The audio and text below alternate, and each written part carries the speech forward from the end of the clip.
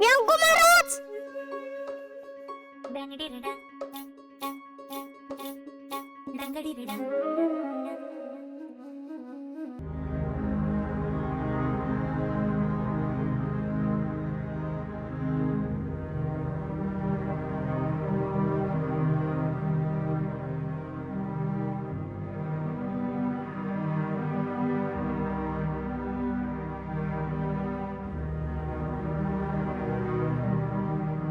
काय नाही बाबा,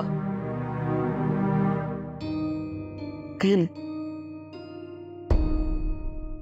त्यांनी सांगितलंय की तुमचा आवाज बरा होईल म्हणून. ते मुंबईवरून स्पेशलिस्ट येणार आहेत ना, ते डॉक्टर काही कणकणी नाही, काही नाव आठवत नाहीये त्यांचं, पण हा आठवलं डॉक्टर कैकणे. ते तुमचा आवाज नक्की बरा करतील. तुमचा आवाज पुन्हा पहिल्यासारखा होईल. काळजी नका करू.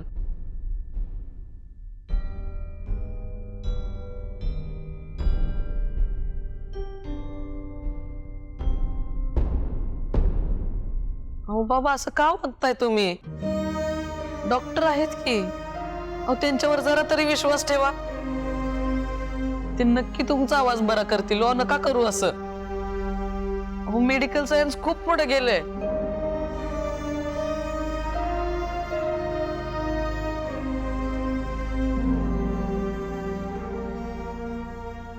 नका बोलू. कळालं. पेन आणि वय पाहिजे का? आणतो थांब.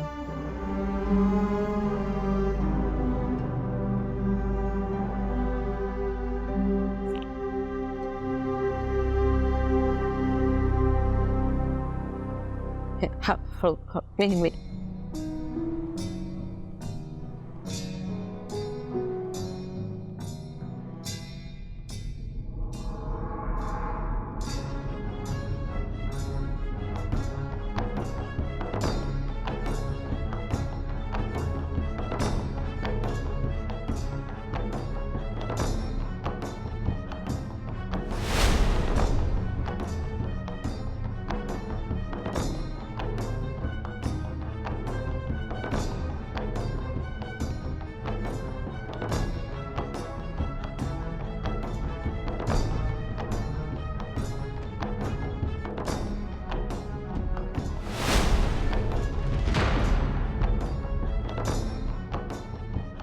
माझी वाणी गेली, तू माझी वाणी होशील का?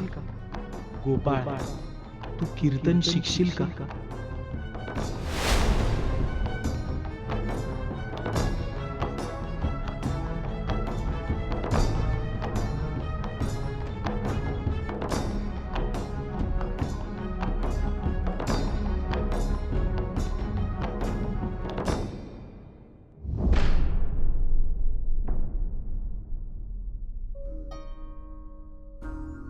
ठीक आहे.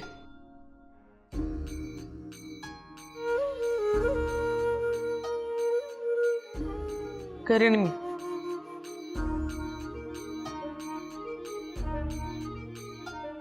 शिकेन मी कीर्तन.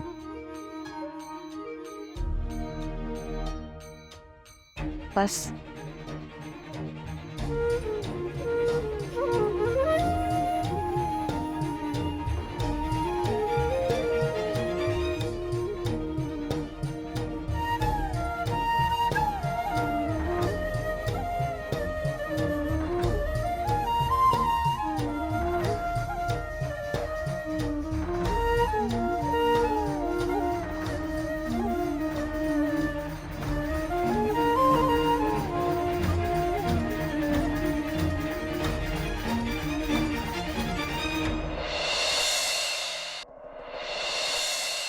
आज सकाळी बाबा आले होते. आईला म्हणत होते काकांना कोणतरी शेंदूर गाव घातला.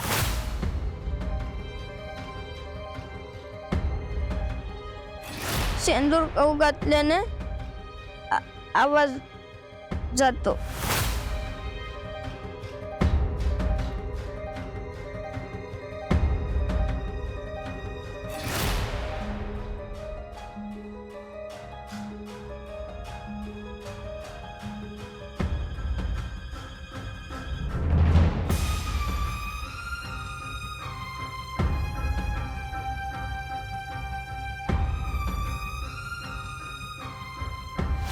गजवानी आहे ना, त्याच्याकडे जायचं आणि थोडा शेंदूर घेऊन यायचं. पण त्यांनी काय होईल? ते नंतर कळेल तुला. अहो उदारीत सिंदूर पाहिजे हे इंदीला.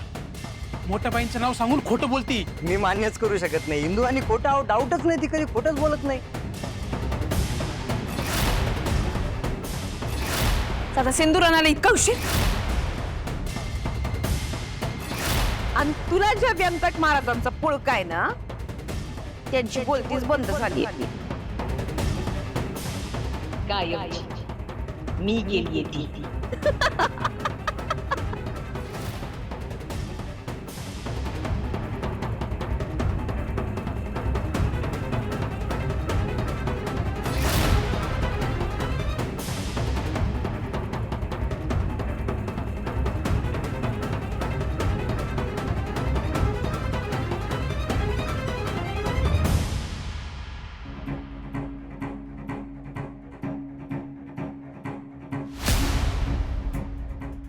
तुम्हीच केले ना?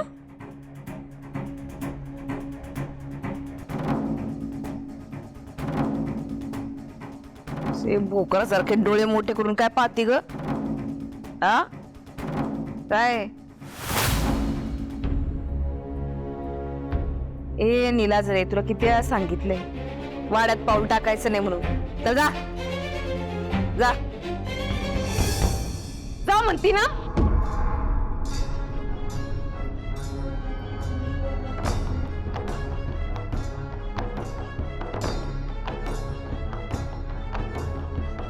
राखी हाड म्हणलं तर कुत्र पण निघतंय. तर निघ. तुम्हीच व्यंकू महाराजांना शेंदूर खाऊ घातला ना?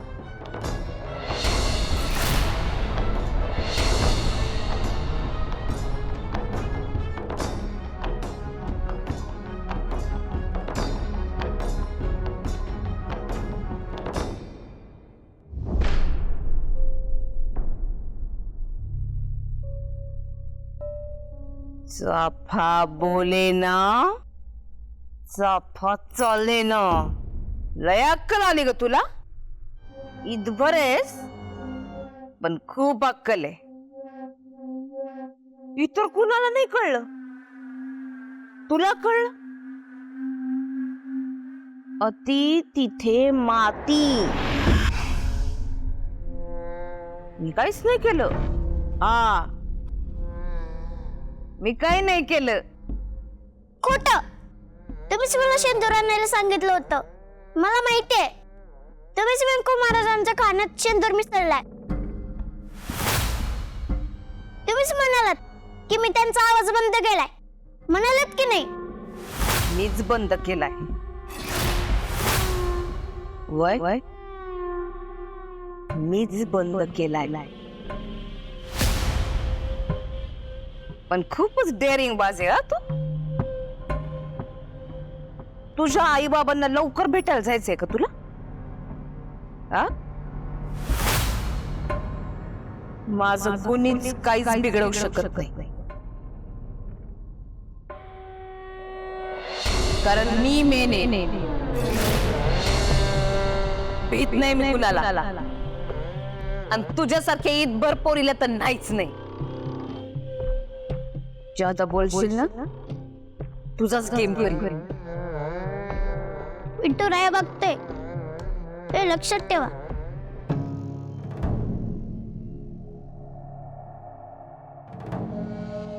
बघू दे. मी सगळ्यांना सांगेन. आ?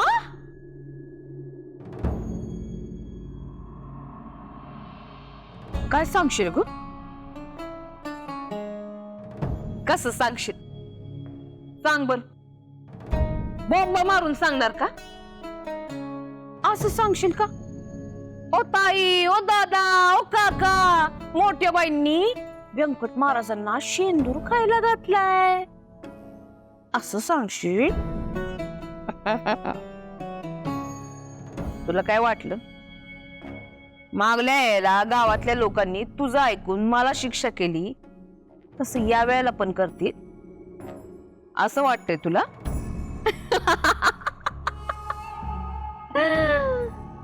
तुला पाठीशी घालणारा पडलाय आडवा, बसलाय त्याच्या तोंडाला मुच. आता सांग तू काय करशील तू माझं?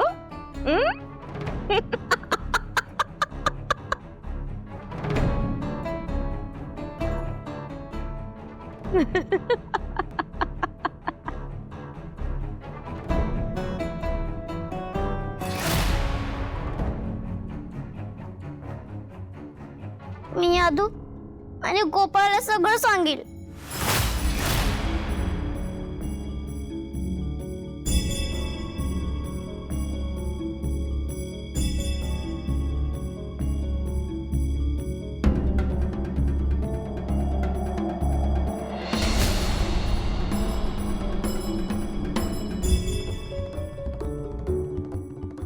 अधोक्षज, अधोक्षज नाव आहे त्याच. माझ्या पोराला माझ्या विरुद्ध चित होती का? आता कुणाशी काही बोलशील ना तर तुझे लाडके महाराज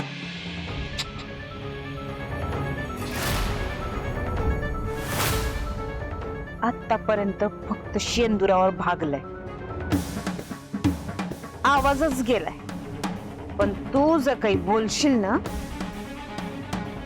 विष घालेल विष.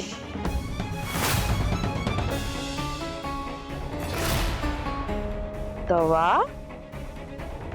हाताची घडी आणि तोंडावर बोट.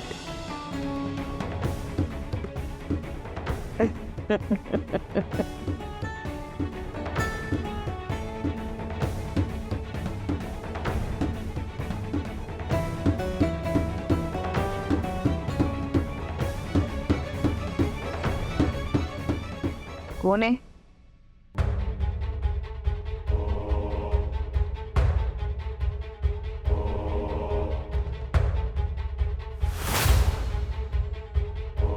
मोठ्या बाईंनी गणपत महाराजांना शेंदूर खायला घातलाय.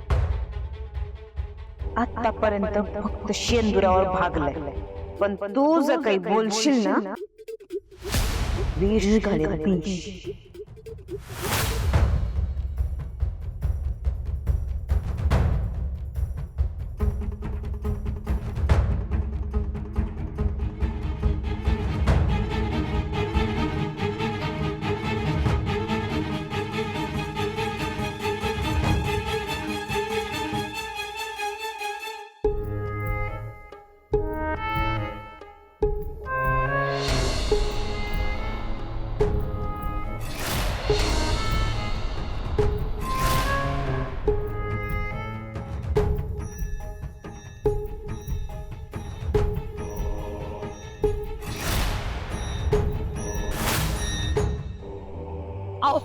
सोडा सोडा मला.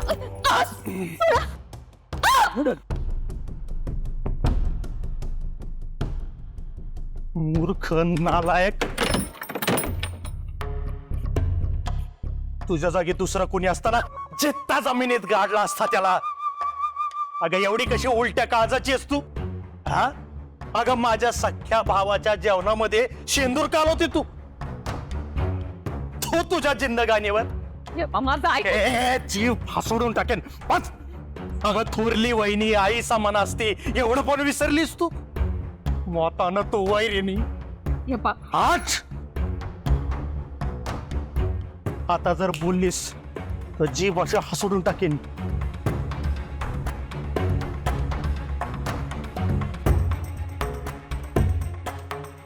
दैवी आवाज होता माझ्या व्यंकूचा. ऐकत राहावंच वाटायचं. आणि असा दैवी आवाज माझ्याच बायकोनं बंद केला. आनंदी कुठं फेडशील हे पाप? का कशासाठी का केलंस हे आनंदी? सांग मला का केलंस? तुमच्यासाठी, माझ्या लेकरांसाठी, अधोक्षजसाठी. आपल्या सगळ्यांच्या भविष्यासाठी मी हे केलंय.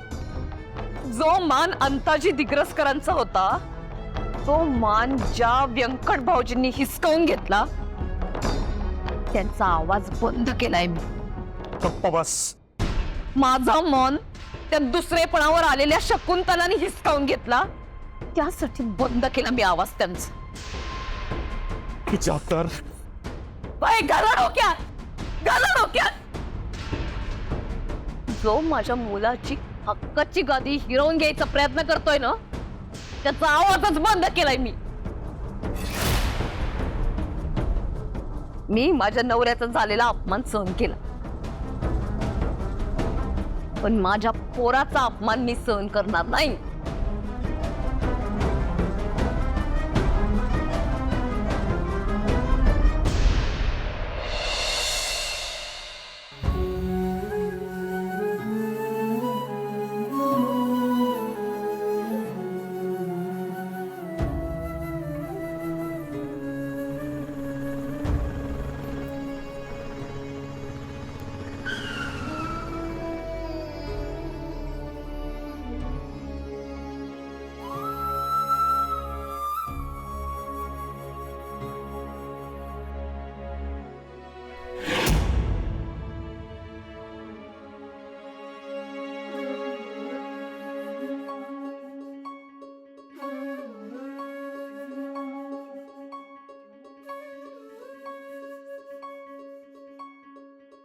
व्यंकू महाराज,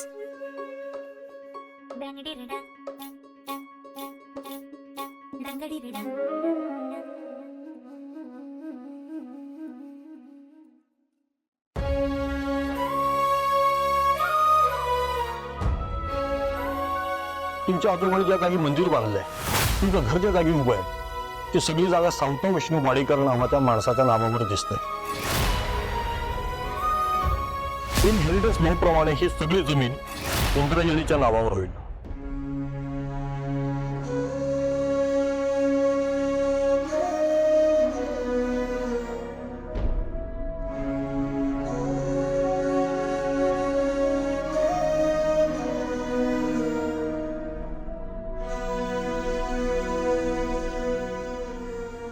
व्यंकू महाराज, कसे आहेत तुम्ही?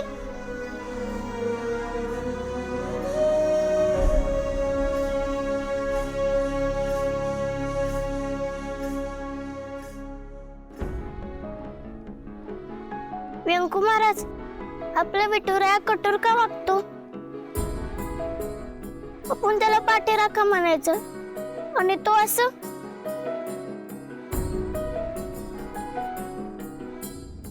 व्यंकू महाराज, विठुराया नेहमी चांगल्या माणसांच्या पाठीशी असतो असं तुम्ही म्हणता ना,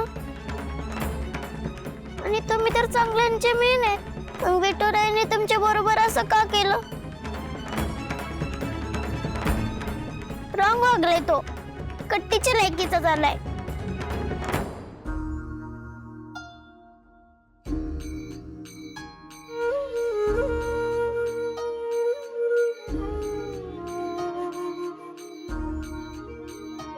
तुमच्या बरोबर विठुराया कठोरच वागलाय. आहो, चला.